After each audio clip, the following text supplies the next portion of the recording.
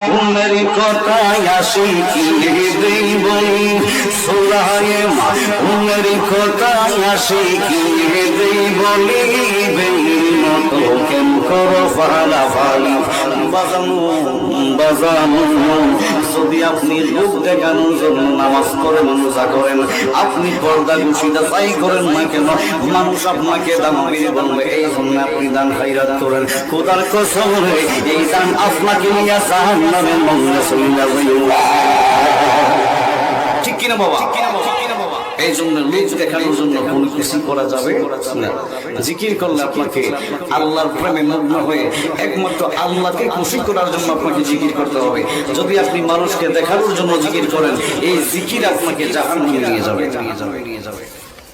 ইব্রাহিমপুর দক্ষিণ পাড়া সুফিয়াবাদ যুব সমাজের উদ্যোগে 26তম ইসলামী সুন্নি মহাসম্মিলনের আজকে যিনি সম্মানিত সভাপতিত্ব করেছেন সৈয়দ ফৈজি মোহাম্মদী আহমদুল্লাহ মাকজুহুল আদি, 7ম গজনী সিনাজিমপুর ছোট দায়রা শরীফ ঢাকা।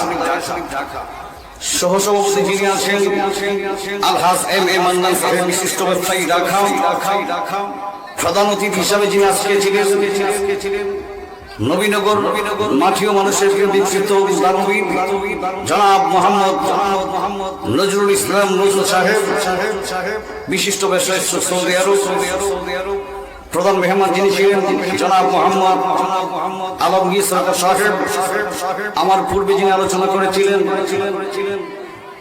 পীরজাদা আন্তর্জাতিক কেন্দ্র সম্পূর্ণ মুফাসসির কুরআন, বিশিষ্ট ইসলামী চিন্তাবিদ উস্তাজুল উলামা, আমার মাতাল তাজ পীরজাদা অধ্যক্ষ মোহাম্মদ এনামুল হক কুতুবী সাহেব, বারাকাল্লাহু ফি হায়াতিহি ওয়া ইলমিহি, সকলে বলুন আমিন।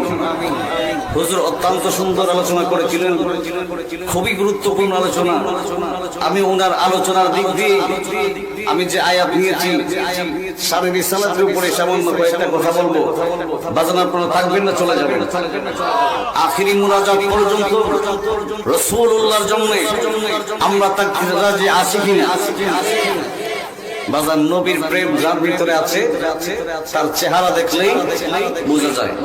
অনেকে মনে করতেছে হুজুর যদি হাতে মেহেন্দি দিয়ে মাই খাইছি, ঠিক কিনা? অনেকে আমার হাতের দিকে তাকাচ্ছেন। আসলে বাজান 4 তারিখে, গত 4 তারিখে 4 তারিখে আমার বিয়ে হয়েছে। সকলে আমার জন্য দোয়া করবেন। আমি কিন্তু বাজান নতুন বউ ঘরে রেখে আসছি নবীর প্রেমে। আপনাদের এই ওসমান ভাই উনি আমাকে